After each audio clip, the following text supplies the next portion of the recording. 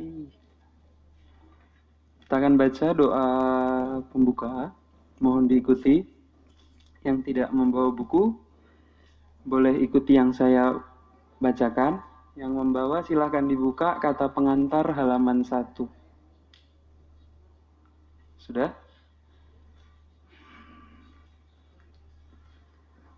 Om Namo Bhagavate Vasudevaya.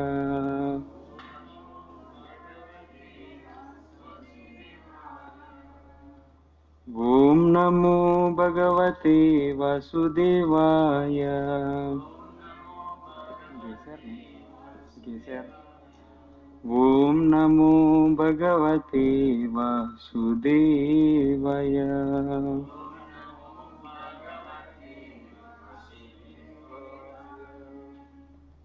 Kita mulai, disimak Bhagavad Gitanya. Om Ajnana Timirandasya Jnananjana Salakaya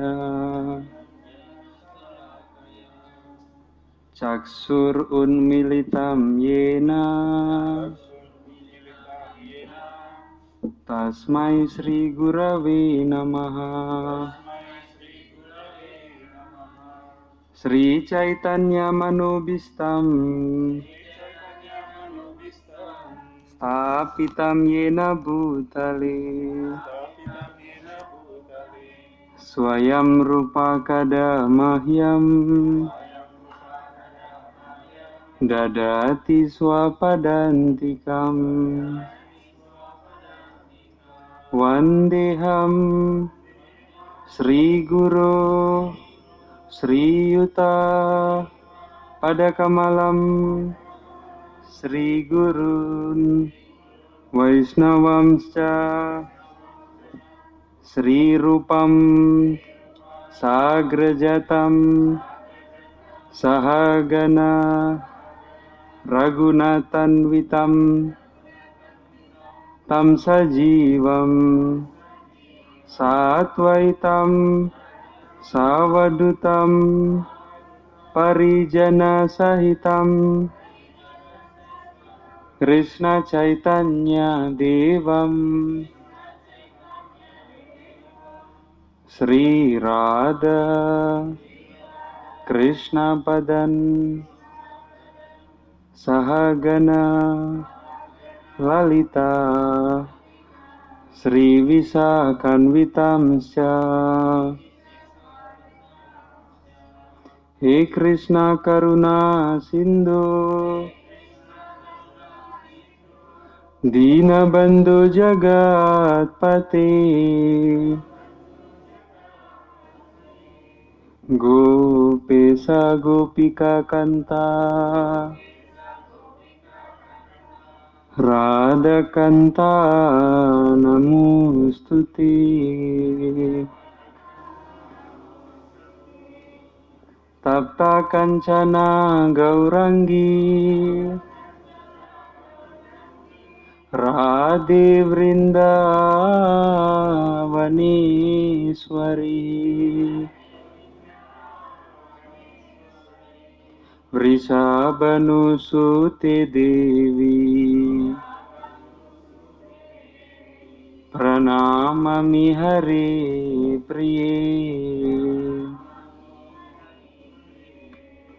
Vanca kalpatarubhyascha Kripa sindubhya evacha Patitanam pavanebhyo Vaisnavebhyo namo namaha. Jaya Sri Krishna Chaitanya Prabhu Nityananda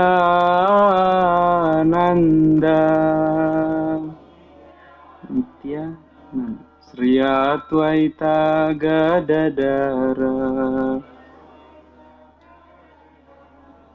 Sri Vasadi Gaura Bhakta Vrinda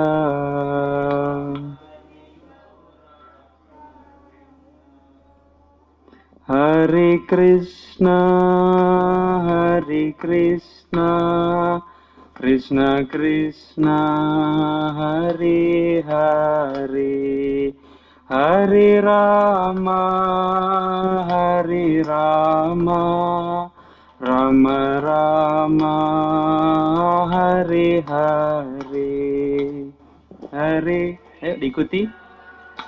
Hare Krishna, Krishna Krishna, Hare Hare, Hare Rama, Hare Rama, Rama Rama, Hare Hare, Hare Krishna, Hare Krishna, Krishna Krishna, Hare Hare, Hare Rama, Hare Rama, Rama Rama, Hare Hare, Hare Krishna,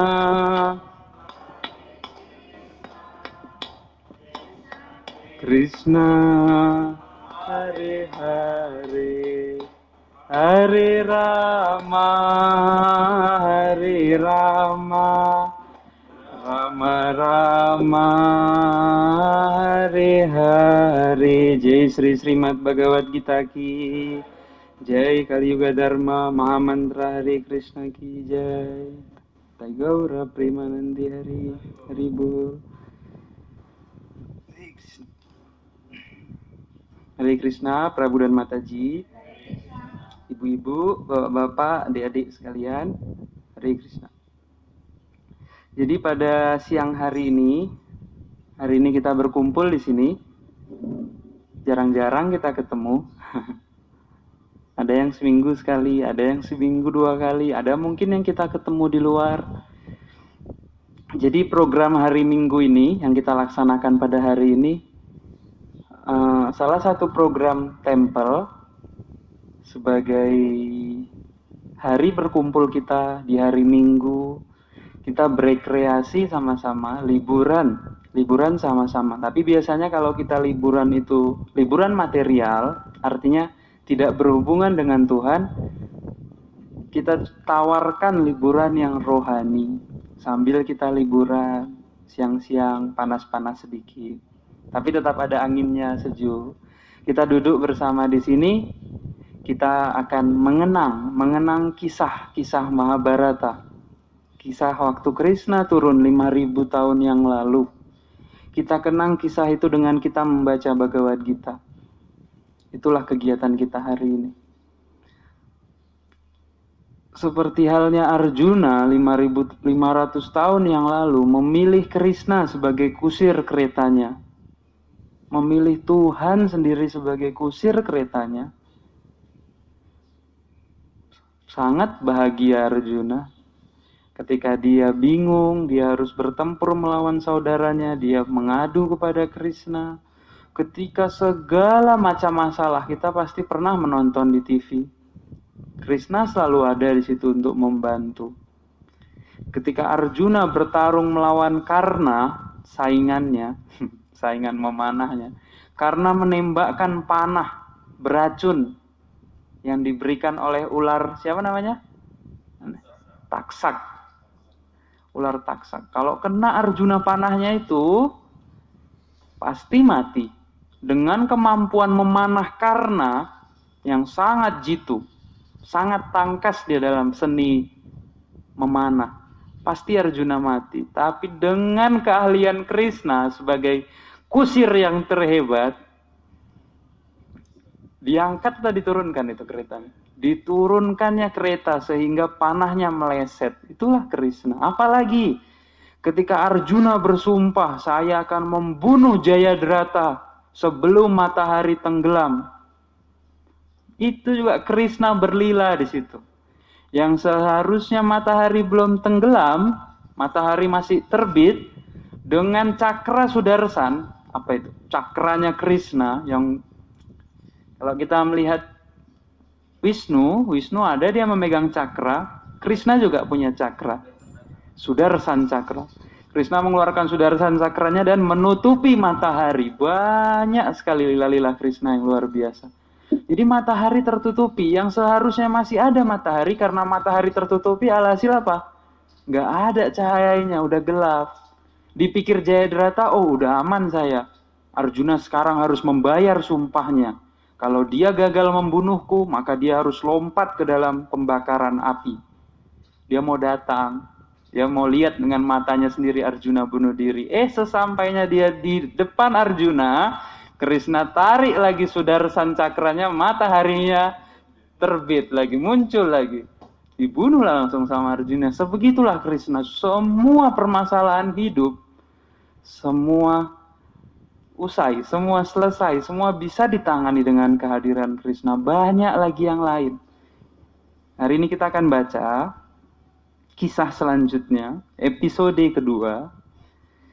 Minggu lalu kita sudah baca Bhagavad Gita bab 1 sloka 1. Hari ini kita maju bab 1 sloka 2.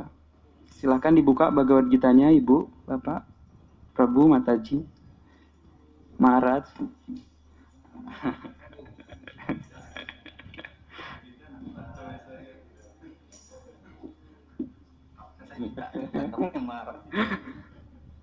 Bhagavad Gita, Bu. Yuk, kita baca yang di papan tulis. Yang tidak bawa boleh lihat papan tulisnya. Sanjaya uwaca Drestwa tu Pandavanikam Drestwa tu Pandavanikam Vyudam Duryodhanastada Vyudam Duryodhanastada Acaryam upasanggamya Acaryam upasanggamya Raja wacanam abravit. Jadi semua dari kita akan membacakan ini, tapi saya pandu dulu, saya jelaskan. Irama Sanjaya Uwaca dengan irama Drestwa tu Pandavanikam itu sama. Sama. Yuk sekali lagi kita praktekkan. Diingat iramanya biar nanti lancar bacakannya. Sanjaya Uwaca Drestwa tu Pandavanikam. Sama ya Bu, lanjut. Vyudam Duryodhanastada Acaryam upasanggamya Raja wacanam abravit. Silakan Pak. Sanjaya waca Drestwa tu Pandavanikam Yodhanastada Acarya upasanggamya Canam abravit. Sanjaya waca Drestwa tu Pandavanikam Dudam Duryodhanastada Acarya upasanggamya Raja wacanam abravit. Sanjaya uwaca Drestwa tu Pandavanikam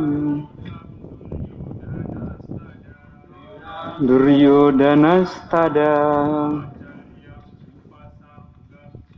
Acaryam upasanggamya Raja wacanam abravit. Sanjaya uwaca Suatu Pandawanikam Yudam Duryodana Stada Acarya Upasanggamya Raja Wacanam Abravit Sanjaya Uwaca Dristva tu Pandavanikam Yudam Duryodana Stada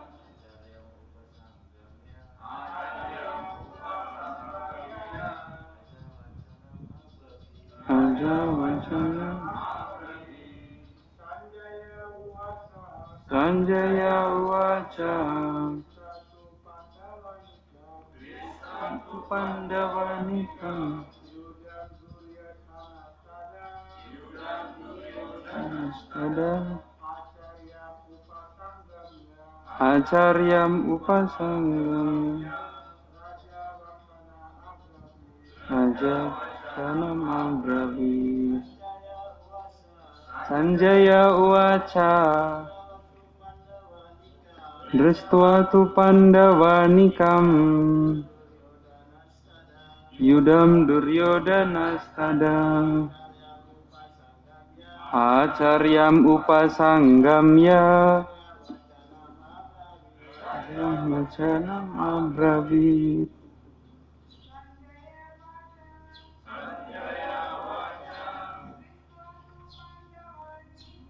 Dristva tu Pandavanikam Yudam Duryodana Stada Acarya Upasanggamya Raja Wacanam Abravit Sanjaya Uwaca Dristva tu Pandavanikam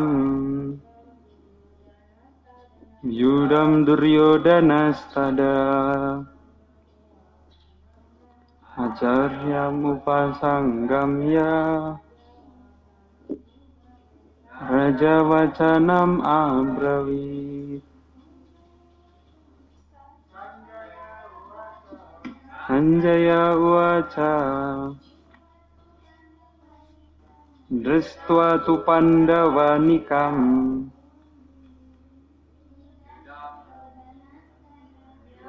Duryodana Stada Acarya Upasanggamya Raja Wacanam Abravit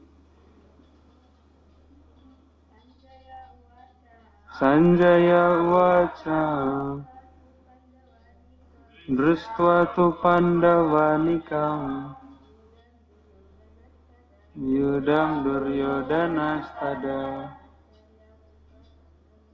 Acarya Upasanggamya Raja Wacanam Abravit Sanjaya Uwaca Dristva tu Pandavanikam Yudam Duryodana Stada Acarya Upasanggamya Raja Wacanam Abravit Sanjaya Uwaca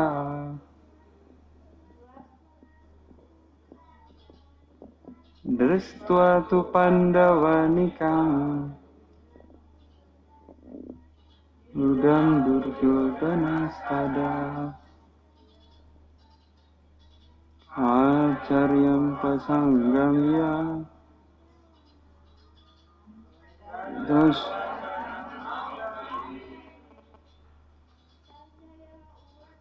Sanjaya Uwaca Itastu Pandavanikam Yudam Duryodana Stada Acaryam Upasanggamya Raja wacanam abrawit. Sanjaya uwaca. Dristva tu pandavanikam. Yudam Duryodhanastada.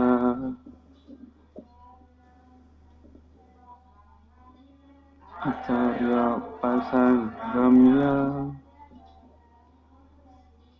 Raja wacanam abrawit.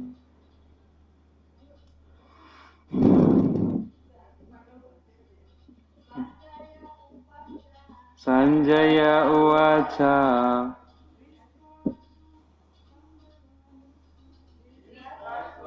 Pandavanikam.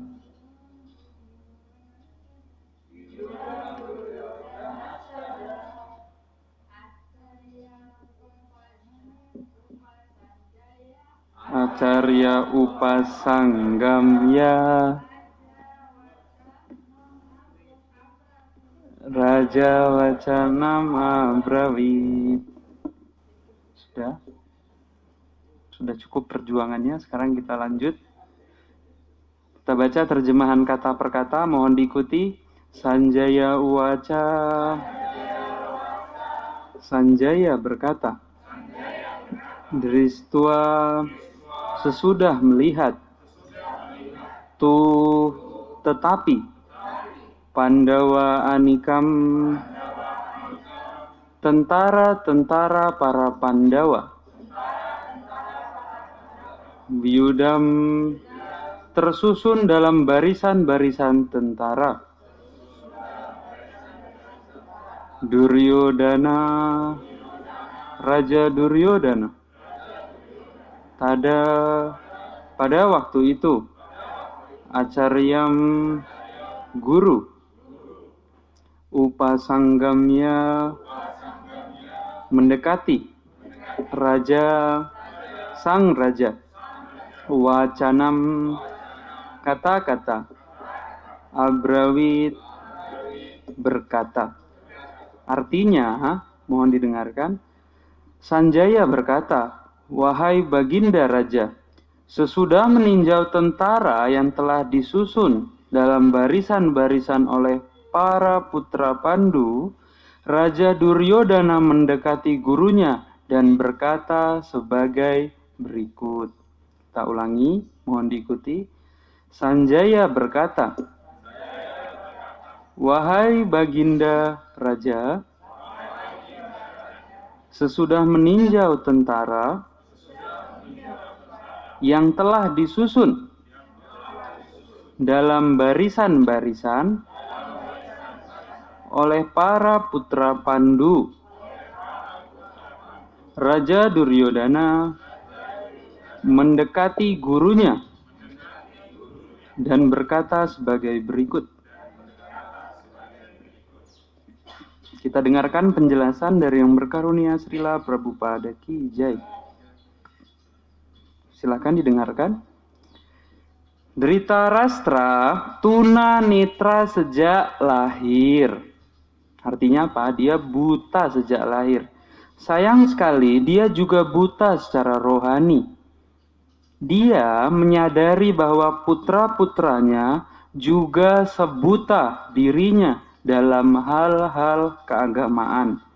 Dan dia yakin mereka tidak akan pernah mencapai kesepakatan dengan para Pandawa yang semuanya saleh sejak lahir. Namun, dia masih ragu-ragu terhadap pengaruh tempat suci, dan Sanjaya dapat mengerti motivasinya dalam mengajukan pertanyaan tentang keadaan di medan perang. Karena itu, Sanjaya ingin memberi semangat kepada sang raja yang sedang murung. Jadi, Sanjaya meyakinkan bahwa putra-putranya tidak akan mencapai jenis kompromi apapun. Gak ada kompromi, pasti perang, itu maksudnya. Di bawah pengaruh tempat suci tersebut, Sanjaya memberitahukan kepada sang raja bahwa sesudah Duryodhana, putranya, melihat pasukan tentara para Pandawa, dia segera menghadap Panglima Dronacarya untuk menerangkan kepada beliau tentang posisi yang sebenarnya. Walaupun Duryodhana disebut sebagai raja, dia harus menghadap panglimanya karena keadaan sangat darurat, sudah hampir akan perang. Dapat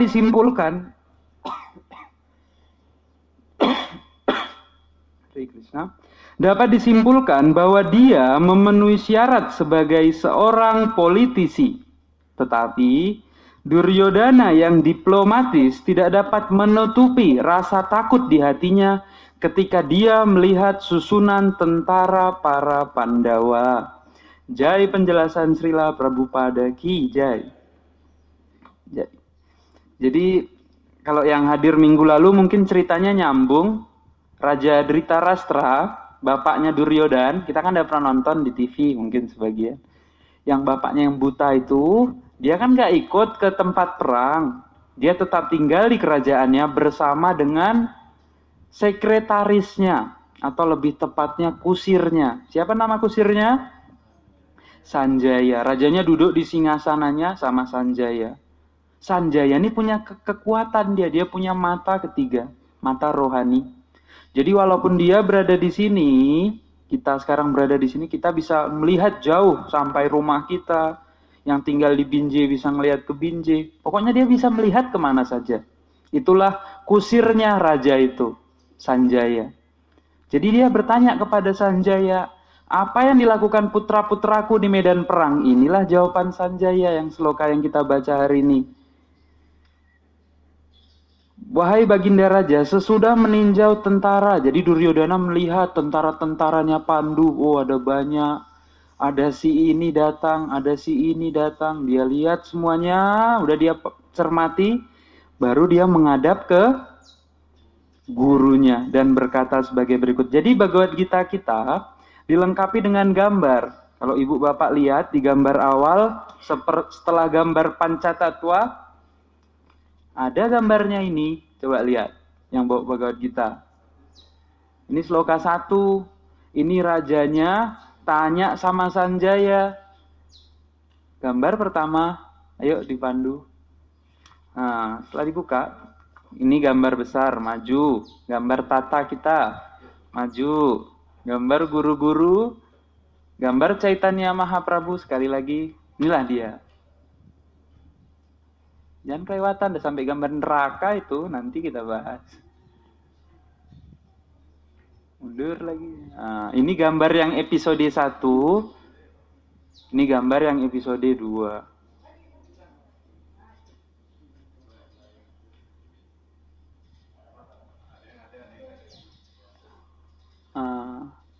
Ini gambarnya. Jadi rajanya tanya, apa kondisi di medan perang? Sanjaya menjelaskan. Ini Duryodhana ngelapor sama Drona. Dia ketakutan sebetulnya. Coba lah, Duryodhana itu nggak ada kekuatannya. Tapi karena yang mengatakan aku akan menjadi perisaimu teman, katanya saat itu. Kenapa? Karena pun ada kekuatannya, baju jirahnya, baju emasnya, baju tempur kan ada. Bahkan karena ketika lahir jatuh dia dari atas tebing, jatuh sampai bawah anak bayi, selamat dia karena ada baju jirahnya itu. Pemberian dari ayahnya, Dewa Matahari ya. Dewa Matahari memberikan. Itu karena Duryodhana nggak ada kekuatannya. Dronacarya ini gurunya. Semua pernah nonton kisahnya? Arjuna, Duryodhana, 100 Kurawa sama 5 Pandawa dilatih oleh guru yang sama, yaitu Dronacarya. Dronacarya juga ada kekuatannya. Apa kekuatannya? Selama dia masih memegang senjata, entah itu panah, pedang, gada, dia tidak akan bisa dikalahkan dalam pertempuran. Itu kekuatannya Drona. Bhisma kan juga memihak dengan Duryodhana. Apa kekuatan Bhisma? Bhisma diberkati oleh ayahnya, Santanu. Apa karunianya? Dia tidak akan mati sebelum dia sendiri yang menginginkan untuk mati. Cobalah. 3 musuhnya, Karna, Drona, Bhisma. Duryodhana ini senang kali. Dia udah yakin kali pasti menang. Nggak mungkin saya kalah. Makanya kita akan di tangannya udah ada 3 kartu as. Kartu as yang keempat Krishna. Sayang kali dia nggak pegang. Jadi kita akan baca, karena bab 1 ini Bu, ada 47 kalau nggak salah. Ada 46 sloka. Jadi kalau kita 1 minggu 1 sloka, berarti butuh 46 minggu. 1 tahun, 48 minggu.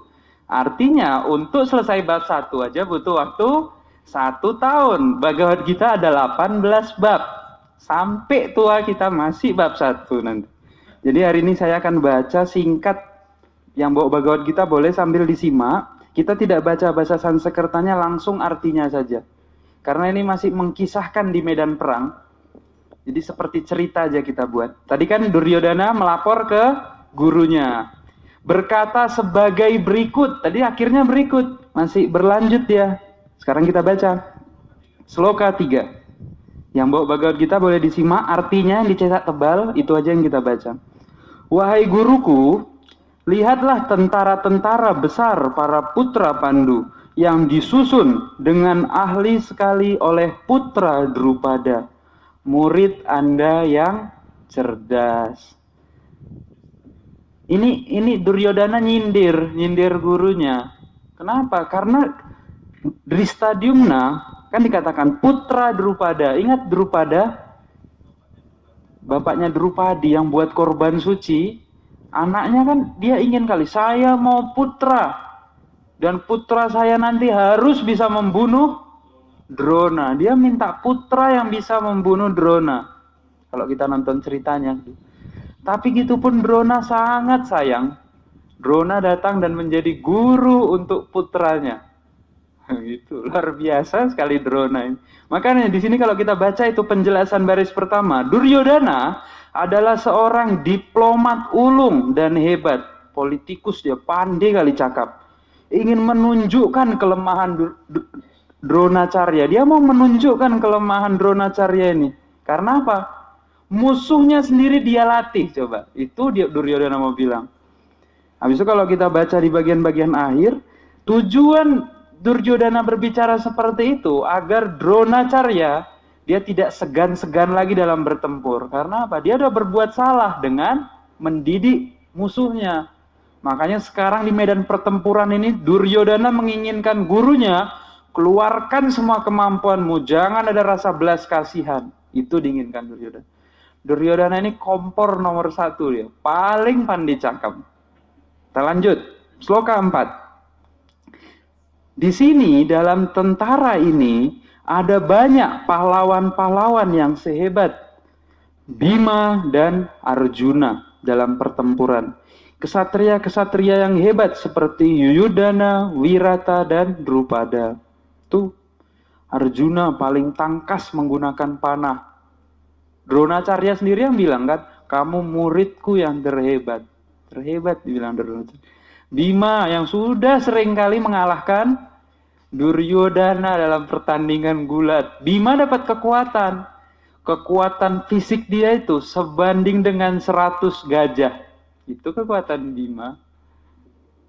100 gajah dia kekuatan. Kita 1 gajah pun sulit. Bima 100 gajah. Kenapa Duryodhana secara tegas mengatakan Bima? Karena Bima yang bersumpah di arena perjudian, aku akan membunuhmu, akan kupatahkan tulang kakimu. Yang dengan tulang kaki, apa ini istilahnya? Paha. Dengan pahamu ini engkau memasa Drupadi duduk di pangkuanmu. Itu Bima. Makanya dia takut sekali. Makanya disebutkan secara khusus Bima. Nanti di sloka selanjutnya akan dijelaskan. Lebih lucu lagi. Yuk kita baca lagi. Sloka 5. Ada juga kesatria-kesatria yang hebat. Perkasa. Satya perkasa. Dan memiliki sifat kepahlawanan seperti Drishtaketu, Cekitana, Kasiraja, Purujit, Kunti Boja, dan Saibya. Itu nama wilayah-wilayah. Ada ksatria-ksatria datang dan memihak para Pandawa. Lanjut. Ada Yudamanyu yang agung, Uttamauja yang perkasa sekali, putra Subatra. Nah, siapa putra Subatra? Abhimanyu, putra Arjuna. Kan ada musiknya khusus itu waktu Abhimanyu datang. Abhimanyu masih muda, dia udah menaiki kereta sebagai Maharati. Maharati itu artinya prajurit yang sendirian mampu melawan 100.000 prajurit. 100.000. Bayangkan kita berdiri, kita melawan 100.000 TNI. Nah, itulah Maharati. Satu prajurit Abhimanyu. Kalau di kisahnya, gimana Abhimanyu terbunuh? Dikeroyok sama Duryodhana, sama gurunya, sama Bhisma, sama Karna, semua dikelilingi semua. Paman-pamannya para Pandawa jauh, mereka ditahan. Ditahan oleh siapa? Ayo, masih ingat nggak kisahnya? Jayadrata. Jayadrata ini punya kemampuan dia. Kemampuannya sekali dalam hidupnya, sekali pada suatu waktu dia akan punya kekuatan untuk bisa menahan kelima Pandawa. Bukan kelima, keempat ya. Arjuna nggak ada pada saat itu. Arjuna sedang keluar. 4 Pandawa, Yudhistira, Bima, Nakula, Sadewa ditahan sendirian sama Jayadrata. Anaknya Abhimanyu terus jalan. Nah, itulah dikeroyok di situ, dihabisi. Sedih sekali Abhimanyu. Lanjut, habis itu putra-putra Draupadi. Nah, putra-putra Draupadi ada berapa? Ada 5. Putra dari Yudhistira, putra dari Bima, dari Arjuna, masih kecil-kecil semua naik kuda kalau di filmnya itu. Satu orang bawa satu senjata. Itulah karena mereka kesatria, jadi walaupun masih anak-anak, sudah memiliki pengetahuan tentang menggunakan senjata, mereka pun ikut perang. Semua kesatria itu hebat sekali bertempur dengan menggunakan kereta. Kereta, bukan motor. Keretanya tuh kereta yang di film itu, yang ada kudanya. Chariot, ya. Lanjut, sloka 7. Tetapi perkenankanlah saya menyampaikan keterangan kepada Anda tentang komandan-komandan yang mempunyai kualifikasi luar biasa untuk memimpin bala tentara saya, wahai Brahmana yang paling baik. Tadi kan pihak Pandawa, sekarang dia mau menjelaskan pihaknya, biar semangat Drona. Di pihak Pandawa tadi ada ini kuat kali, ada Bima, ada Arjuna. Banyak sekali raja-raja, ada Drupadi, ada Drupada, Drupadi nggak ikut, Drupada, ada Dristadiumna, ada putra-putranya, ada Abhimanyu semua. Sekarang Duryodhana mau menjelaskan. Ada tokoh-tokoh seperti Prabu sendiri. Berarti siapa itu? Drona. Kan lagi berbicara sama Drona ini. Kemudian ada Bhisma, Karna, Kripa, Aswatama. Aswatama siapa? Anaknya Drona yang ada mutiara. Mutiara itu mata itu. Permata di keningnya. Bandel kali itu. Sampai akhir perang pun dia juga masih juga usil. Lanjut. Putra Somadatta bernama Burisrawa yang selalu menang dalam perang. Bayangkan, yang ikut di pihaknya Duryodhana ini orang-orang yang selalu menang dalam perang. Artinya apa? Percaya diri kali mereka ini. Yang menang ini kumpul, pasti kita menang. Kita berhasil kalahkan Krishna di sini. Apes mereka. Menang, jumpa Krishna kalah. Kasian. Ada siapa lagi di pihak di penjelasannya? Ada Wikarna, adiknya Duryodhana. Habis itu ada siapa? Ada Sangkuni, Raja Gandhara. Sangkuni. Kalau di film itu kita tonton, apa dikatakan? Perang Mahabharata ini adalah perang antara Krishna dan Sangkuni. Siapa yang lebih cerdas, dialah yang menang. Licik, lebih cerdas. Ada Sangkuni, habis itu ada siapa? Ada Raja Salya. Ingat nggak kisahnya Raja Salya? Orangnya lugu-lugu, botak, asik berantem aja. Sama Karna. Dia jadi kusir Karna. Berantem aja. Jadi Salya ini lucu. Dia sebetulnya datang mau berpihak kepada Pandawa. Tapi Duryodhana ini licik sama Sangkuni semua. Mereka buat kemah penyambutan. Jadi ketika Raja Salya datang pertama kali, yang nyambut pihak Duryodhana dulu, dilayani semua dengan sangat baik. Akhirnya Raja Salya bilang, terima kasih atas pelayananmu. Apa yang bisa aku berikan untukmu sebagai balasan? Ngomong pula ya kayak gitu. Apa diminta pihak Duryodhana? Tolong kamu ikutlah dengan kami di pertempuran ini. Bingunglah dia, aku udah dijebak.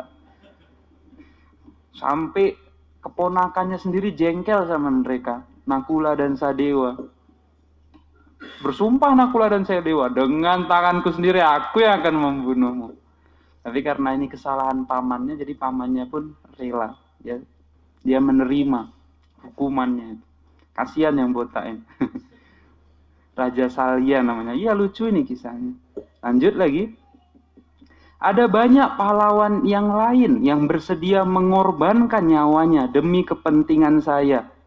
Semuanya dilengkapi dengan berbagai jenis senjata dan berpengalaman di ilmu militer.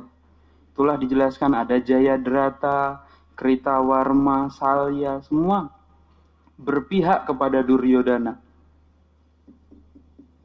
Ada Bhisma, sedih kan? Lanjut, sloka 10. Kekuatan kita tidak dapat diukur. Cobalah, Duryodhana bilang kayak gitu. Tidak dapat diukur. Karena nggak bisa dibunuh. Drona juga nggak bisa dibunuh. Bhisma nggak bisa dibunuh. Gimana mau lawan orang yang nggak bisa dibunuh? Nggak bisa dibunuh, tapi dibunuh juga. Dan kita dilindungi secara sempurna oleh kakek Bhisma. Duryodhana bilang kayak gitu. Memang Bhisma kuat kali. Kalau kita nonton ceritanya, ketika Bhisma mencarikan istri dalam sayembara untuk siapa namanya? Bukan, anaknya itu, yang lemah itu, Wicitrawirya. Yang siapa nama yang 3 perempuan itu nih? Ambalika, Ambika sama Amba. Yang Amba marah kali itu, yang dia bunuh diri. Habis itu dia akan bilang, di kelahiranku selanjutnya aku akan menjadi malaikat mautmu, Bhisma. Yang dia lahir sebagai wanita itu. Siapa namanya? Sri Kandi. Jadi ketika Bhisma datang ke sayembara itu, banyak sekali raja udah datang mau mendapatkan 3 putri raja ini. Bhisma datang, gak pakai anak panah, cuma busurnya itu digetarkannya, lepas semua mahkota raja itu, tunduk semua. Silahkan dibawa. Mereka menyerah semua. Kayak gitulah keagungannya Bhisma. Bhisma itu sangat kuat. Dijelaskan oleh Prabhupada. Zaman sekarang ini kalau masih ada Bhisma, dialah raja dunia ini. Satu Indonesia ini tentara TNI-nya semua dikumpulkannya. Dikipas sekali. Lenyap semuanya. Itulah hebatnya orang-orang zaman dulu. 5.000 tahun yang lalu. Bhisma. Kekuatannya sangat berlebihan, dia tidak bisa mati. Coba bayangkan. Pandawa itu Cicit, anak dari Cicit itu sama Bhisma. Ketika perang itu dimulai, Bhisma sudah hampir 500 tahun usianya. Sangat tua sekali. Bayangkan kita punya Tata masih hidup sampai sekarang duduk di sini. Kita punya Tata, itulah Bhisma. Luar biasa. Makanya Duryodhana sangat bangga sekali karena apa? Bhisma berada di pihaknya. Sebetulnya Bhisma juga nggak pingin di pihak Duryodhana, tapi dia sempat bersumpah. Apa sumpahnya? Saya akan melindungi tahta Hastinapura. Walaupun saya tidak menjadi raja, tapi setiap raja yang berkuasa saya akan melindunginya. Saya akan jadi orang terdepan yang melindungi raja. Itu Bhisma terikat dengan sumpahnya. Makanya dia sedih sekali hatinya. Dia sayang sama putra Pandu, tapi dia harus berperang. Ambil nangis-nangis dia manahi cucu-cucunya itu kan kalau di perang itu. Sampai terakhir kena repet sama Krishna. Kamu terikat dengan sumpahmu. Zaman ini terus berubah. Mungkin di saat dulu sumpahmu itu tepat, karena raja yang berkuasa juga tepat. Kamu boleh melindungi tahtanya. Sekarang raja yang berkuasa adalah penjahat. Bukan lagi saatnya kamu melindungi raja. Itu dikatakan Krishna. Sampai terakhir Krishna yang berjanji tidak akan mengangkat senjata. Karena kesal juga Krishna. Sebenarnya bukan kesal, Krishna cuma mau mancing Arjuna aja biar serius dia bertempur. Arjuna ini karena penyembah Tuhan nomor 1, dia hatinya sangat lunak. Dia tidak sanggup untuk menyakiti siapapun. Krishna angkat roda kereta karena waktu dihentikan semua, cuma ada Krishna dengan Bhisma. Krishna angkat roda keretanya, tiba-tiba rodanya jadi cakra yang sangat besar sekali. Bhisma sudah meletakkan tangannya. Tuhan, tolong bunuh saya dengan tanganmu sendiri. Krishna bilang apa coba? Walaupun kamu dapat sumpah bahwa kamu dapat karunia, hanya kamu sendiri yang bisa menentukan kapan ajalmu, tapi aku bisa melanggar sumpahmu. Itu Tuhan katakan. Krishna katakan, aku bisa rubah skenarionya. Bisa dirubah. Gak ada yang mustahil sama Tuhan. Ada 2 dikatakan oleh Maharaj ketika datang. Rake Krishna Mareke, Mare Krishna Rakeke. Apa itu? Artinya, kalau ada seseorang yang mau dilindungi Tuhan, mau siapapun itu tidak ada yang bisa membunuh. Tidak ada yang bisa melawan perlindungan Tuhan. Dan sebaliknya, Rake Krishna Mareke, Mare Krishna Rakeke. Kalau ada seseorang yang ingin dibunuh Tuhan, mau siapapun yang melindungi, tidak ada yang bisa. Itu 2. Artinya apa? Mau orang seperti buruk apapun kondisinya, kalau Tuhan mau melindunginya, bisa dilindungi. Tapi ingat, melindungi cara Tuhan itu bukan sesuai dengan apa yang kita pikirkan. Kita bukan Tuhan. Jangan harapkan Tuhan ikut cara kita. Nah, itu kurang ajar. Kita ikut cara Tuhan, kita cukup tugas kita berdoa.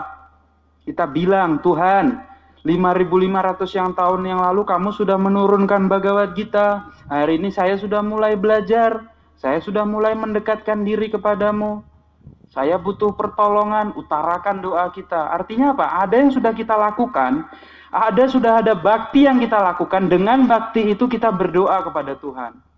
Paham artinya? Kalau kita mau beli alat elektronik, kita udah punya DP, ada DP-nya. Jadi apa? Barangnya dikasih sama kita. Begitu juga halnya dengan Tuhan. Jangan kita semangat mintanya, tapi tidak ada usaha ekstra apapun yang sudah kita lakukan. Apa usaha ekstranya? Membaca kitab suci. Itu sangat dihargai sama Tuhan. Kenapa? Kenapa yuk? Kitab suci ini, pengetahuan ini, Krishna cuma menyampaikannya kepada Arjuna. Bukan kepada Yudhistira bahkan. Bukan kepada Pandawa yang lain. Apalagi ke Duryodhana. Kenapa yuk coba ke Arjuna? Karena Arjuna itu sangat sayang kepada Krishna. Dijelaskan di kitab suci. Nanti baca penjelasannya di rumah. Antara sloka yang tadi kita baca sampai sloka 11. Ada itu dikatakan Krishna. Arjuna sangat mencintai Krishna. Selalu ingat kepada Krishna. Ada masalah sedikit langsung tanya sama Krishna. Itulah kenapa ketika Arjuna dan Duryodhana datang ke istananya Krishna, Dwaraka, Krishna lagi tidur. Di mana Duryodhana duduk? Duryodhana duduk tepat di muka Krishna. Dekat di mukanya. Arjuna di mana duduk? Di kaki Krishna. Makanya ketika Krishna bangun, yang dilihatnya pertama kali Arjuna yang ada di kakinya. Nampak. Tapi Duryodhana ngotot, Krishna aku yang datang duluan ke sini, harus saya dulu yang diberikan kesempatan untuk memilih. Krishna menawarkan 2 hal. Apa itu? Yang pertama, Krishna menawarkan prajuritnya. Narayana, prajurit Narayana, prajurit yang sangat kuat. Jadi dijelaskan di kitab suci, 1 prajurit Narayana itu sebanding dengan 100 prajurit biasa. Itu kekuatannya prajuritnya Krishna. Jadi Krishna menawarkan, kalian mau seluruh prajuritku memihak bala tentara kalian, atau kalian boleh menginginkanku. Tapi Krishna tidak mengangkat senjata di medan perang. Duryodhana dikasih pilihan pertama. Tapi Krishna nggak mau kasih. Duryodhana kan sebetulnya dia yang merasa, saya kan datang duluan, harusnya saya lah diberi kesempatan. Krishna bilang tidak. Karena ini istanaku dan kalian meminta bantuanku, aku yang memutuskan. Arjuna, kamu pilih duluan. Arjuna disuruh milih. Apa yang dipilih Arjuna? Krishna. Arjuna pilihnya Krishna. Krishna, tentu saja engkau yang saya pilih. Apa gunanya berjuta-juta prajurit yang kau miliki tapi engkau tidak di pihakku? Itulah orang cerdas. Apa coba? Apa gunanya saya rekreasi ke Brastagi, ke Parapat, kemana-mana saya pergi semua, tapi ada acara di tempel saya nggak datang. Kenapa? Dunia ini diciptakan semua dengan segala kesulitannya oleh Tuhan. Orang cerdas mendekati Tuhan. Apa gunanya kita pergi rekreasi habis itu nggak dapat apapun solusi tentang permasalahan hidup? Dosa kita yang udah menumpuk semua nggak kita kikis, kita pergi rekreasi pula. Iya kalau rekreasi kita betul, kalau makin banyak dosa kita lagi. Bukan makin senang kita hidup. Itu dijelaskan kitab suci. Orang cerdas sambil dia rekreasi, sambil dia mempermudah hidup, belajar. Itu manusia. Saya nyindir aja dikit, jangan tegang kali muka. Cuma sekedar, itu dia. Kita semua sudah rekreasi di sini kok. Dari berjuta-juta orang di Medan ini, berpuluh-puluh ribu orang India di Medan, nggak sampai lah berpuluh ribu, 13.000. Cuma kita yang dapat kesempatan hari ini berkumpul di sini. Kita orang-orang yang sangat beruntung. Hari Kristus. Jadi hari ini kita akan baca. Itu dia. Arjuna memilih Krishna jadi kusirnya. Habis itu apa dikatakan Duryodhana? Bodoh sekali kamu Arjuna. Kamu dikasih kesempatan meminta yang pertama, itu pula kau minta. Apalah gunanya Krishna nggak angkat senjata semua? Orang semua takut sama Krishna kalau angkat senjata. Cakra sudarsananya digerakkan sekali, habis digiling semua, selesai. Krishna itu udah paling kuat. Bukit Govardhan aja 7 tahun diangkatnya. Apalah artinya perang ini semua? Duryodhana langsung bilang, tentu saja saya memilih semua prajuritmu. Itu dikatakan Duryodhana. Coba kita mulai dari sekarang, kita coba berpikir. Kalau kita dikasih uang 1 triliun, 1 triliun, banyak kali saya pilihkan. Bukan 1 juta. 1 triliun, 1000 miliar. Sama kita dikasih Krishna, apa yang kita pilih? Mulai dari sekarang kita jawab. 1 triliun memang kelihatannya enak. Luar biasa banyaknya. Mati kita jaga uang segitu banyak. Bahkan bank tempat kita nyimpannya pun bisa dilarikan bank uang itu. Kita nggak pandai pakai uang. Bukan uang yang membuat kita bahagia. Orang kaya pun uangnya ada banyak. Rhoma Irama misalnya, uangnya banyak. Anaknya pakai narkoba, apa nggak pontang-panting. Bukan uang yang memberikan kita kebahagiaan. Julia Perez, uang dia banyak, divonis sama dokter usia tinggal berapa bulan lagi. Apa itu yang mau kita cari? Mulailah berpikir untuk tujuan-tujuan yang lebih tinggi. Hidup di sini boleh nyaman, tapi sekedar nyaman, tidak berlebihan. Pikirkan semua orang, kita harus mencari tahu setelah kehidupan ini kita mau kemana. Itu dijelaskan. Makanya waktu Arjuna bimbang dia untuk diperintahkan membunuh para sesepuhnya, Bhisma, gurunya semua, Arjuna sangat sedih. Dikatakan oleh Krishna, mau kau percaya tentang reinkarnasi atau tidak, kakekmu itu sudah menanggung beban yang sangat berat sekali. Ya kan? Mau nggak mau dia harus membela penjahat. Duryodhana, mau nggak mau dia harus bela. Dikatakan Krishna, tugasmu bebaskan kakekmu dari tanggung jawab itu.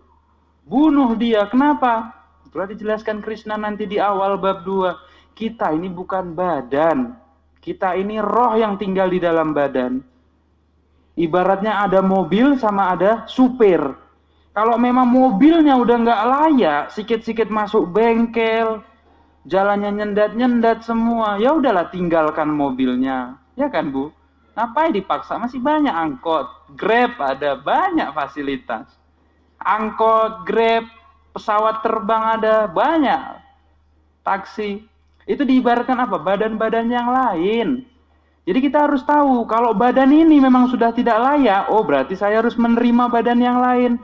Tugas manusia, orang-orang yang cerdas, dia harus mulai dari sekarang mikir, badan apa yang harus saya terima selanjutnya. Itu, apakah badan kucing? Kan nggak cocok. Ini udah badan manusia, masa selanjutnya dapat badan kucing? Baca kitab suci, di kitab suci dijelaskan. Kami juga hari ini membawa buku, ada di situ buku reinkarnasi. Di buku itu ibu baca, ibu bisa tahu, bapak bisa tahu, Prabu Mataji, badan seperti apa yang bisa kita dapatkan. Juga kita bisa tahu kenapa sekarang kita dapat badan manusia. Ada banyak manusia, tapi nggak semua datang ke sini. Kita juga bisa tahu kenapa kita bisa dapat badan manusia dan kita bisa kenal Krishna di kelahiran ini. Sangat jarang, Bu.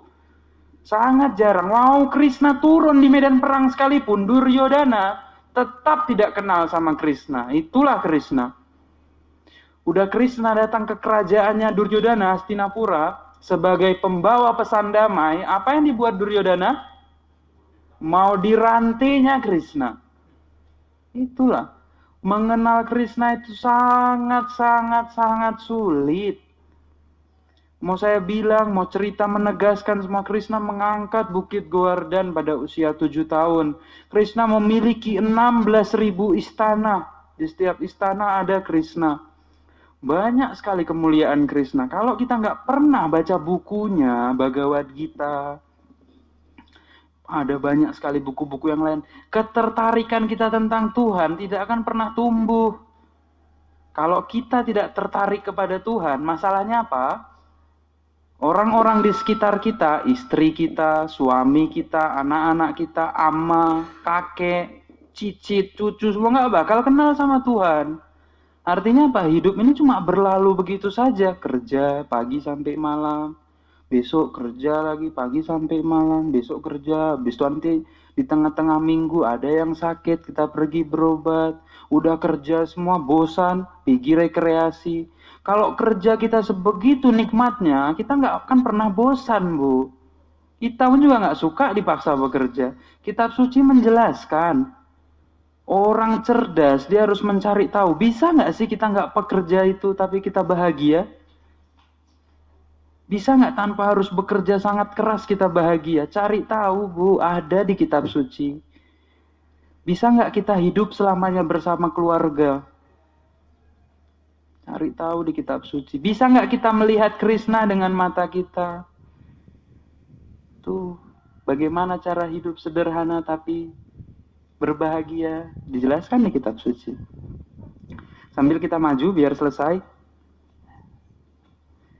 Tadi udah sampai sloka 10 ya? Iya. 6, 7, 8, 9, 10. Sekarang yang 11. Sekarang Anda semua harus memberi dukungan sepenuhnya kepada kakek Bhisma. Ini juga politiknya Duryodhana. Kenapa coba? Tadi udah dibilang Bhisma kan kuat kali. Kita semua dilindungi. Kekuatan kita tidak terukur karena ada Bhisma. Jadi para panglima-panglima yang lain bingung lah. Kalau udah ada Bhisma, apa tugas kami? Untuk meningkatkan semangatnya, biar semua orang raja-raja yang datang di situ semangat semua di pihaknya Duryodhana. Duryodhana bilang ini, semua dari kalian harus memberi dukungan kepada kakek Bhisma sambil berdiri di ujung-ujung strategi masing-masing di gerbang-gerbang barisan tentara. Nih, saya bacakan penjelasannya sedikit. Saya pun baca dari penjelasan. Setelah memuji Bhisma, Duryodhana mempertimbangkan lebih lanjut. Mungkin kesatria-kesatria lainnya akan berpikir mereka dianggap kurang penting. Itu dikatakan. Pandai kali Duryodhana ini. Entah apa-apa dia pikiri. Harus semuanya memihak dia. Karena itu dengan cara diplomatik yang lazim digunakan, Duryodhana berusaha menyesuaikan keadaan dengan kata-kata di atas.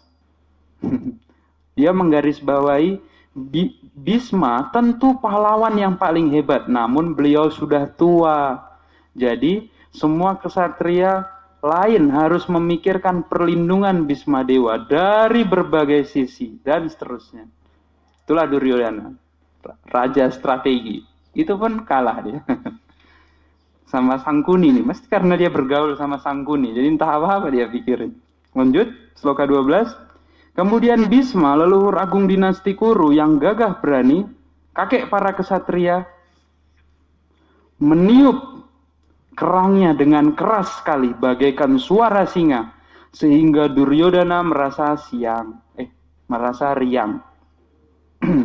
Jadi kesatria-kesatria zaman dulu, setiap kali ada momen besar yang akan mereka lakukan, mereka meniup sangka kerangnya. Bisma meniup sangkanya, kerangnya ditiup dengan sangat keras sekali. Tujuannya untuk apa? Untuk menyenangkan Duryodhana. Karena Duryodhana itu cemas sekali. Dijelaskan oleh kitab suci, salah satu sifatnya orang jahat, apa itu? Takut mati. Contoh pencuri. Dia lakukan kegiatan mencuri, tapi ketika selesai mencuri, orang-orang mau kejar semua, dia takut mati juga, lari. Itu sifatnya orang jahat. Buat jahat dia tahu, tapi menerima risikonya dia selalu nggak siap. Ingat nggak waktu Duryodhana di akhir-akhir perang, kan 18 hari perang, Duryodhana mati di hari ke-18, di hari ke-17 kalau tidak salah, udah mati semua. Sangkuni pun yang dia puja-puja pun udah mati, lari dia ke hutan. Kalau masih ingat ceritanya, lari dia, dikejar-kejar Aswatthama. Temanku, kamu kenapa? Aku ketakutan. Semuanya yang udah kuandalkan mati satu persatu. Dari yang pertama panglima perangnya Bisma, sampai 10 hari kalau nggak salah. Masih hidup aja Bisma ini, nggak mati-mati. Habis itu Bisma pun tumbang, belum mati. Dia masih berbaring di panah, kan dia ditembak beribu-ribu panah semua. Belum mati. Tapi sudah tidak ikut bertempur. Habis itu ganti panglimanya, ganti yang kedua. Drona pun juga dikerjai ya kan, dibilang Aswatthama sudah mati katanya. Dia masih semangat hidup sampai sekarang karena anaknya masih hidup, dia sayang kali sama anaknya. Yang bilang anaknya udah mati itu siapa? Yudhistira, anaknya Yamarats yang jemput kita kalau meninggal, Dewa Yeme. Anaknya itu Yudhistira, makanya Yudhistira disebut Dharma Dewa. Salah satu sifat dia yang paling terkenal adalah jujur. Dia nggak pernah berbohong. Oke, waktu ditanya sama Drona, apakah betul anakku sudah mati? Dia tanya ke Yudhistira. Iya, Aswatthama sudah mati. Habis itu dari dalam hatinya dia bilang pelan aja, Aswatthama yang gajah itu, dia bilangnya gitu. Nggak kuat. Disitulah semangat hidupnya hilang semua. Dia letakkan senjatanya, dibunuh Drona. Itu semua. Mau seberapa pun, itu artinya apa coba? Kisah-kisah itu. Mau kita kerja siang dan malam, uang kita bermiliar-miliar, mau kita pakai ilmu kebal apapun, ilmu black magic entah apapun, mau kita yang punya rumah sakit, atau kita dokter sekalipun, dunia ini sudah punya sistem. Setiap yang datang ke dunia ini mengalami 4 hal. Semua dari kita lahir. Setelah lahir kita langsung sakit. Bingung. Bayi lahir kok sakit, tapi dibilang dokter anaknya gemuk, 3 kilo, sehat, semua dibilang. Sakit dia, kenapa? Ajal sudah menjemputnya. Artinya kalau kita lahir udah ada meteran di kepala kita. Oh, dia lahir usianya 70 tahun. Bayi lahir udah ada meteran di kepalanya, 80 tahun. Artinya apa? Kalau endingnya dia bakal mati, artinya dia sehat atau enggak waktu lahir? Sulit kali jawabnya kan? Sulit kali. Memang iya, kalau dia sehat artinya kita akan hidup selamanya. Mau di semua agama mengerti tentang hal ini. Kalau umat Kristen mengatakan semua manusia yang lahir ke dunia ini lahir karena dosa. Dan akibat dari dosa adalah maut. Itu dikatakan mereka. Semua yang masuk ke dunia ini berdosa. Kita juga mengenal hal yang sama. Kali Yuga. Zaman ini Kali Yuga. Lautan dosa. Lautan dosa itu diibaratkan kebakaran hutan. Entah siapa yang bakar hutan, tapi kalau kita tinggal di dekat hutan, kita kena. Itulah laut dunia ini. Ada orang yang gak percaya sama Tuhan. 4 kegiatan paling berdosa dilakukan hampir oleh setiap orang di dunia ini. 4 kegiatan. Ibu-ibu mungkin gak pernah dengar. Hari ini dengarlah. Yang pertama dari yang paling buruk, seks bebas, itu yang paling buruk. Yang kedua, mabuk-mabukan, minum-minuman alkohol, semuanya. Habis itu apa lagi? Menggunakan narkoba, obat-obatan terlarang, drugs. Yang ketiga apa? Berjudi. Lihat itu, lebih rame dari tempel kita. Ada tempat di situ, jangan mampir ya. Ada tempatnya. Orang-orang di dunia ini pingin uang instan. Kenapa mereka pingin uang instan coba? Kalau bisa hari ini aku dapatkan langsung 1 miliar. Kenapa orang pingin kali kayak gitu? Karena dipikirnya, Bu, Hidup ini cuma ini, Bu. Setelah mati, game over, kita lenyap. Itu, kita harus bisa menjawab itu. Kitab suci menjelaskan. Ketika Krishna di Bhagavad Gita mengatakan kepada Arjuna, Arjuna, pengetahuan Bhagavad Gita ini telah kusampaikan kepada Dewa Matahari. Matahari. Berjuta-juta tahun yang lalu. Pengetahuan ini sudah kusampaikan. Tapi seiring berjalannya waktu, karena setiap orang sibuk melakukan kegiatan berdosa, sehingga pengetahuan ini pun sudah mulai hilang. Jadi sekarang aku turun lagi dan aku menyabdakan pengetahuan ini. Itu dikatakan Krishna. Apa balasan Arjuna? Arjuna mengatakan, Krishna, engkau dan aku sebaya, umur kita sama. Bagaimana bisa engkau menyampaikan pengetahuan ini kepada Dewa Matahari? Tapi kamu baru lahirnya sama-sama kayak aku. Dewa Matahari sudah ada dari jutaan tahun yang lalu. Krishna menjawab, Arjuna, engkau dan aku sudah muncul ke dunia ini berulang kali. Berjuta-juta kali. Tuhan itu kenapa muncul? Nanti saya jelaskan. Berjuta-juta kali kita sudah muncul ke dunia ini. Bedanya apa? Tuhan selalu ingat penjelmaannya yang dulu. Sedangkan kita lupa. Dijelaskan di kitab suci. Kenapa Tuhan gak lupa? Karena Tuhan gak ganti badannya. Badan kita ini badan material. Ada umurnya. Cepat atau lambat dia bakal rusak. Badannya Krishna itu badan spiritual. Artinya apa? 3 sifat ada di situ. Sat, Chit, Ananda. Sat, penuh dengan kekekalan. Apa contohnya kekal? Kita lihat foto Krishna. Gak pernah kita lihat Krishna jenggotan. Gak ada. Krishna gak pernah tua, Bu. Waktu perang itu berlangsung, Krishna itu berusia 100 tahun. 100 tahun masih tegap kayak gitu. 100 tahun masih ganteng kayak gitu. Krishna kan, kalau orang-orang secara umum kan enggak. Itulah Krishna. Sangat-sangat tampan, kekal, wujudnya yang asli. Satchit, penuh dengan pengetahuan. Kita lahir ke dunia ini, kita nggak langsung besar dari bayi dulu. Ada pengetahuan bayi? Nggak ada. Tapi Krishna ketika datang, Krishna dalam wujudnya yang imut-imut itu, usianya belum ada 1 tahun, dia ada bunuh Asura yang mengambil wujud ibu. Namanya Putana. Nonton kartunnya kalau lupa. Krishna bunuh itu ibunya. Tapi tetap dengan kasih sayang. Ibunya ingin menyusui Krishna. Krishna terima susunya. Walaupun sudah diracuni semua. Krishna tetap minum. Dia respect. Dia hormat kepada ibu. Tapi karena dia Asura, diminum susunya sekaligus dengan nyawanya diminum semua. Itu bedanya apa? Kalau seseorang baik Asura maupun penyembahnya, Krishna memberi karunia-Nya dengan hal yang sama. Kalau penyembahnya, contohnya Indra.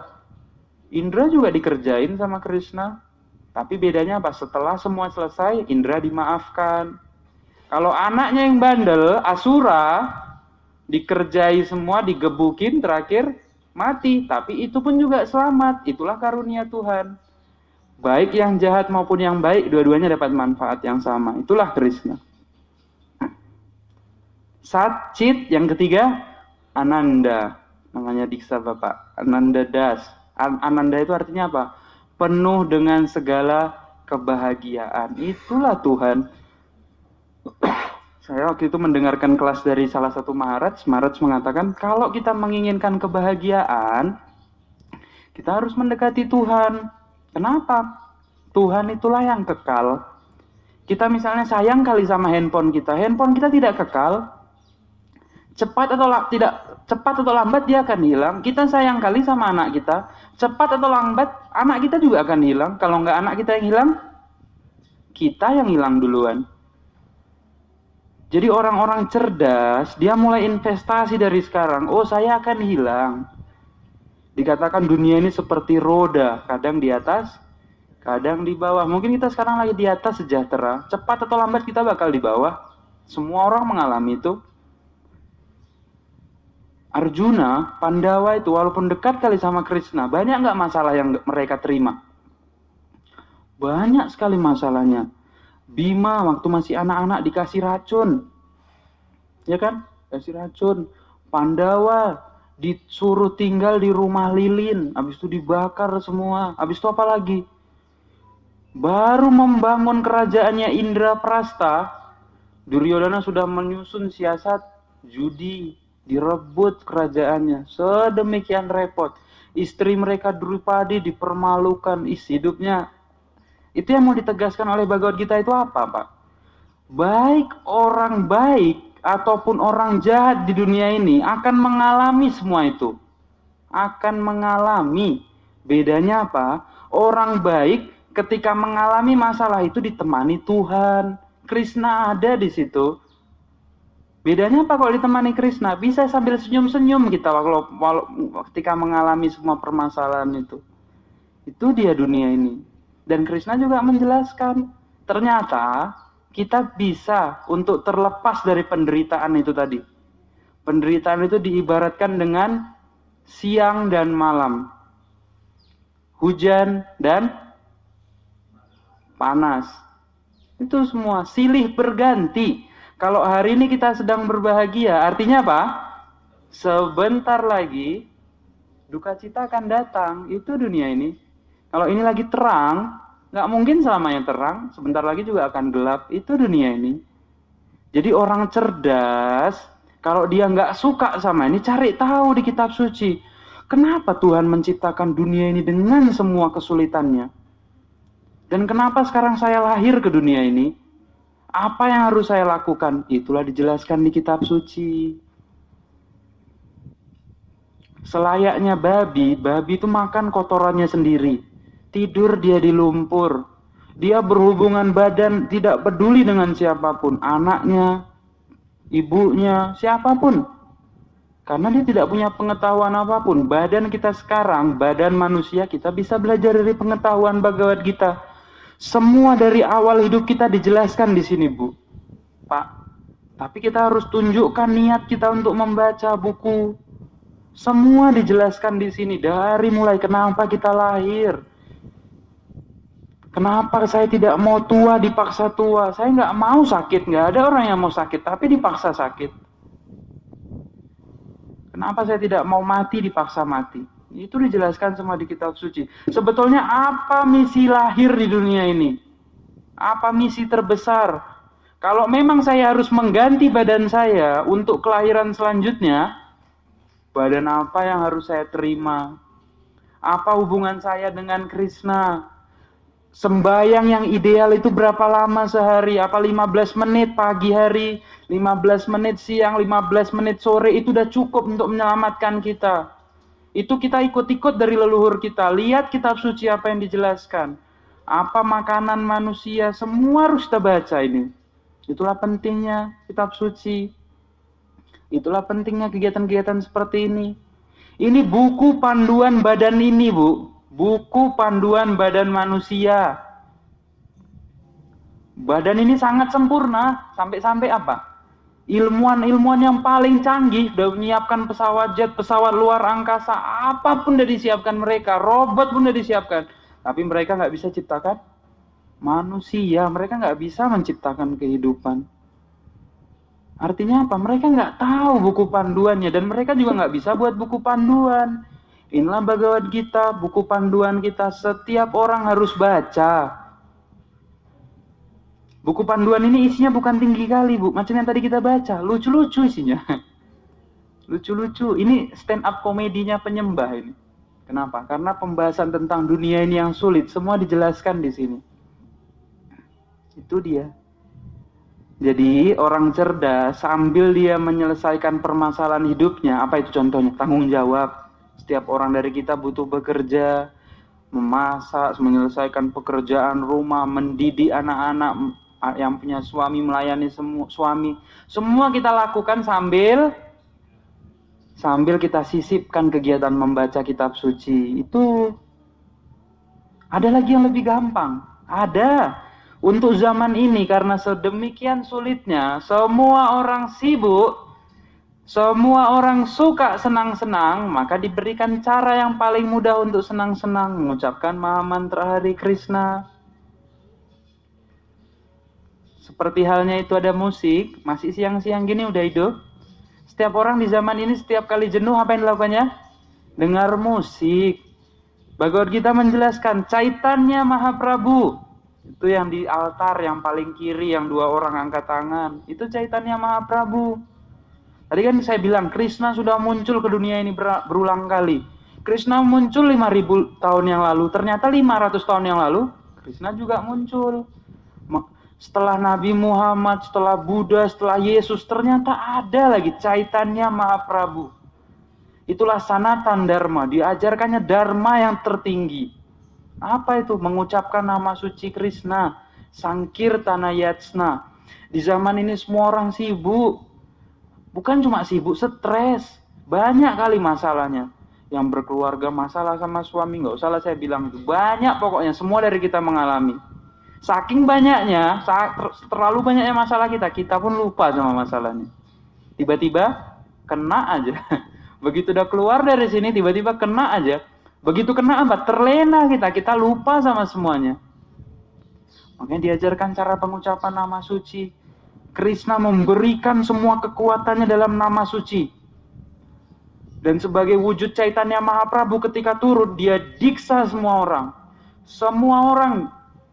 Mantra itu selalu kita harus menerimanya dari guru. Itu syarat mantra. Gayatri mantra, mantra Dewa Ganesha, Dewa Siwa, semuanya kita harus menerima dari guru. Kalau kita tidak menerima dari guru, mantra itu tidak akan bekerja. Ketika Krishna turun sebagai wujud Chaitanya Mahaprabhu, Krishna menjadi guru untuk semua orang dan memberikan mantra ini. Artinya apa? Tidak perlu usaha spesial untuk mengucapkan nama ini. Nama ini didesain khusus untuk mempermudah hidup setiap orang. Kami sudah mempraktekannya. Prabu Satyavrata sudah mempraktekannya. Banyak yang sudah mempraktekannya. Ucapkan nama suci Krishna ini. 16 kata. Semua orang harus hafal. 16 kata itu dibagi menjadi 8 kata pertama, 8 kata kedua. 8 kata pertama isinya Hare sama Krishna. 8 kata selanjutnya Hare dengan Rama. Polanya sama. Hare Krishna, Krishna Krishna, Hare Hare. Hare Rama, Rama Rama, Hare Hare. Cuma itu, Bu.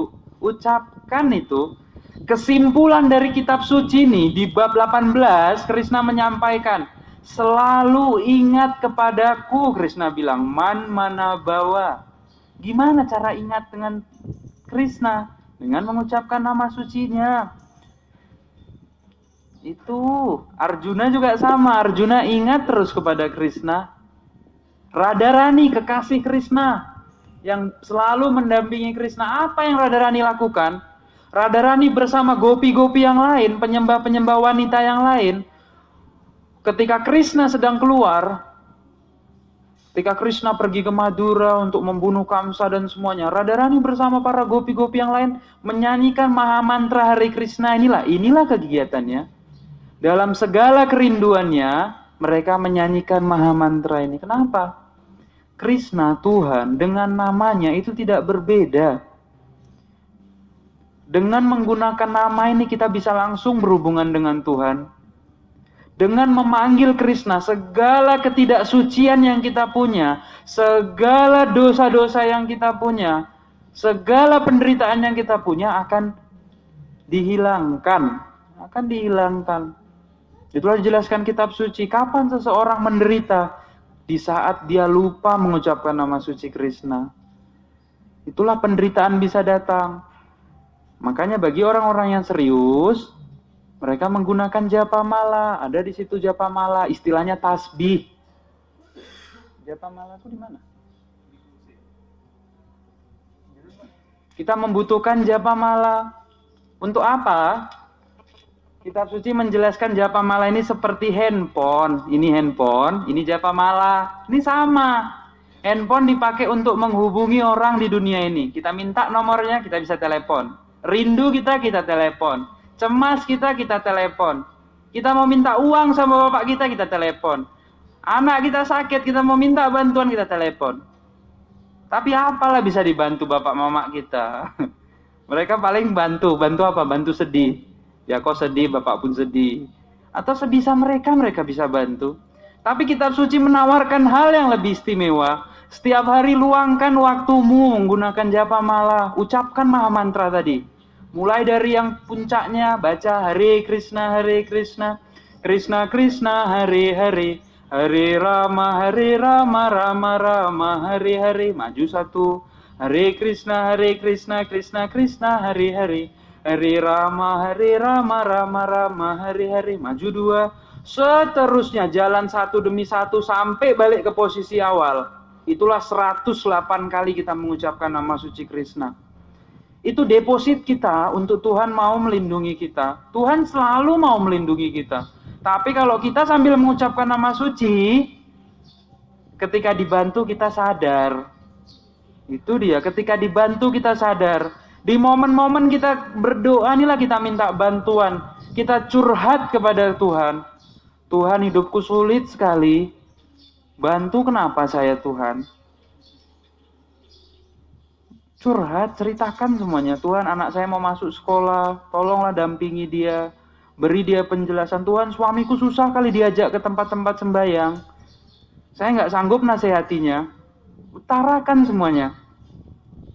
Prabu tahu kenapa Chaitanya Mahaprabhu 500 tahun yang lalu dia turun ke dunia ini. Krishna mengambil posisi sebagai guru mengajarkan kepada semua orang. Tahu nggak kenapa? Karena salah satu penyembahnya yang paling mulia, ini 5 orang ini, inilah Chaitanya Mahaprabhu yang di tengah. Krishna ini, dotinya, wetinya warna kuning. Yang warna biru ini siapa? Balaram, abangnya Krishna waktu Krishna turun. Yang tak orang tua ini namanya Adwaita. Adwaita ini siapa? Mahawisnu. Ada kuil Mahawisnu kan? Mahawisnu ikut turun. Ini yang pakai doti merah siapa? Radharani. Radharani turun menemani Krishna. Dan yang terakhir yang pakai doti saffron, weti saffron siapa? Narada Muni. Yang pergi kemana-mana. Narayana dia bilang. Dia bawa Winay. Jadi Mahawisnu nih, Adwaita nih dia bilang, dia berdoa kepada Chaitanya, kepada Krishna. Mempersembahkan tulsi, dia bilang, Krishna tolong turun, selamatkan setiap orang di zaman ini. Semua orang di zaman ini tidak peduli kepadamu, seolah-olah mereka akan hidup selamanya. Bekerja sedemikian keras, mereka mencintai keluarganya dengan cara yang salah. Mereka tidak mampu untuk mencintai keluarganya, tapi mereka berbuat seolah-olah mereka mampu. Baik dia atau yang dia cintai, dua-duanya akan meninggal. Bagaimana hal seperti itu bisa saling mencintai? Adwaita berdoa dengan cara seperti itu. Habis itu apa dikatakan Mahawisnu? Adwaita itu, kalau engkau tidak mau turun, aku sebagai Mahawisnu, aku akan membunuh semua orang di zaman ini. Kenapa? Semua orang sudah sangat berdosa. Orang berdosa itu lebih bagus dibunuh. Karena ketika dia hidup, apa yang dilakukan? Menambah dosanya. Itulah kenapa kitab suci zaman dulu menjelaskan orang yang membunuh orang lain hukumannya adalah dibunuh, hukuman mati. Itu bukan kejam. Itu untuk mengimpaskan dosanya. Itu dia. Kalau dia tidak dibunuh artinya apa? Penderitaannya yang harus dia alami sebagai balasan dari tindakannya itu impas dengan dia membunuh. Artinya apa? Dibuat sekarat, sakit habis-habisan, dimiskinkan habis-habisan. Itu penderitaannya. Adwaita berdoa seperti itu. Kalau bukan kamu sendiri yang turun untuk menyelamatkan dunia ini, maka aku akan mengambil tindakan, akan kubunuh semua orang ini. Berkata seperti itu. Mahawisnu, Bu, dia sama perkasanya dengan Tuhan. Bahkan dia juga tidak sanggup. Oleh karena itu Chaitanya Mahaprabhu turun. Ketika Krishna turun 5.000 tahun yang lalu, Asura datang langsung dibunuh Krishna. Di zaman ini kita sekarang tinggal, nggak ada monster-monster kayak di TV itu, nggak ada asura-asura muncul. Kenapa? Asuranya udah masuk dalam badan kita semua. Kita semua sudah memiliki sifat-sifat asura. Apa itu? Sombong, marah yang berlebihan, iri hati. Sembahyang pun kadang kita takut-takut. Asura tuh takut sembahyang, Bu. Krishna bagi para penyembahnya sangat tampan. Bagi para asura, pontang-panting dia ngelihat. Coba lihat kok di TV. Asura ngelihat Krishna, apa yang dilihatnya? Langsung keluar semua baju besinya, baju emasnya semua. Putana itu, iblis perempuan itu ketika melihat Krishna, apa yang terlontar dari mulutnya pertama kali? Anak ini sangat perkasa, bahkan dia mampu untuk menghancurkan seluruh dunia ini. Itu dikatakannya. Tapi tetap karena dia penjahat, tetap dia kan menyamar sebagai dewi yang sangat cantik. Pasti dia juga tidak akan menyadari penyamaranku. Itu dia pikir.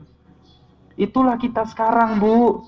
Pak, kita tidak sadar kalau dunia ini di bawah kendali Tuhan. Orang mulia, dia langsung menyerahkan diri kepada Tuhan. Bukan kayak Duryodhana. Masih ada niat. Pasti saya bisa, pasti saya bisa. Jadi yang hari ini mau saya tekankan, ada hal praktek yang bisa kita bawa pulang mulai hari ini. Untuk melatih diri kita, supaya kita mendapatkan manfaat. Anak kita mendapatkan manfaat, keluarga kita mendapatkan manfaat. Apa itu? Yang pertama, setiap dari kita harus meluangkan waktu untuk membaca. Mungkin dari kita semua bilang, saya nggak ada minat membaca. Saya nggak hobi membaca dari dulu. Saya pun nggak hobi baca, Bu. Saya belajar di fisika.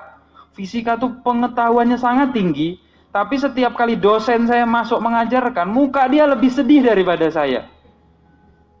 Artinya apa? Pengetahuan yang dia punya itu nggak membuat dia bahagia. Kalau dia aja nggak bahagia, saya yang belajar juga nggak bakal bahagia. Saya nggak hobi baca semenjak saat itu. Ketika saya baca pengetahuan tentang Krishna, pengetahuan tentang Tuhan, pengetahuan tentang cara hidup di dunia ini, barulah saya merasakan nikmatnya membaca itu. Itu dia. Baca itu bukan karena suka, karena cuma dari sini pengetahuannya. Nggak ada pilihan lain. Ibarat kita mau datang dari tempel, mau ke tempel, ya harus dari jalan veteran. Kalau nggak dari pasar 7, pasar 6, cuma 2 jalan. Nggak bisa, mau naik helikopter. Naik helikopter itulah diibaratkan kayak gini, sadu sanga. Apa itu helikopter? Kita cari orang yang mau bacakan. Tapi kan kita sibuk. Dan kita kan nggak mau selamanya menderita, ya kan Pak? Kalau SMA 3 tahun, bisa 2 tahun kita tamatkan. Kenapa nggak 2 tahun? Pengetahuan ini nggak tinggi loh, Bu. Pengetahuan tentang Krishna ini kenapa istimewa? Coba bayangkan sekarang kita yang hadir di sini. Ada yang sudah tua, ada yang masih muda, ada anak-anak. Pengetahuan ada bahkan yang masih bayi, Ryan masih anak-anak semua.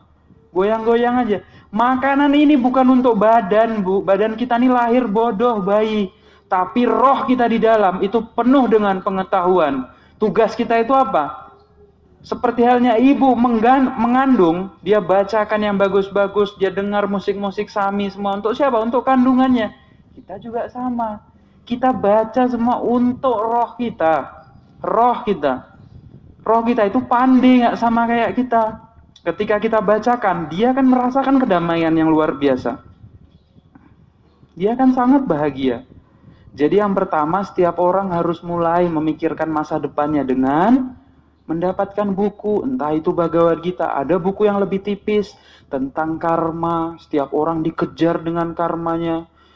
Sekarang dia menderita artinya apa? Dulu dia penjahat. Sekarang dia baik artinya apa? Dulu dia orang baik. Bagaimana yang penjahat bisa jadi orang baik, dan bagaimana orang yang baik jangan jadi penjahat? Kita baca buku itu. Ada buku tentang reinkarnasi, baca. Kelahiran seperti apa yang harus saya dapatkan. Ada buku tentang Dewi Kunti. Dewi Kunti itu ibunya para Pandawa. Kayak mana bisa ibu itu punya anak Pandawa 5 orang yang sangat berbakti dengan Tuhan. Setiap ibu harus membacanya. Banyak sekali buku.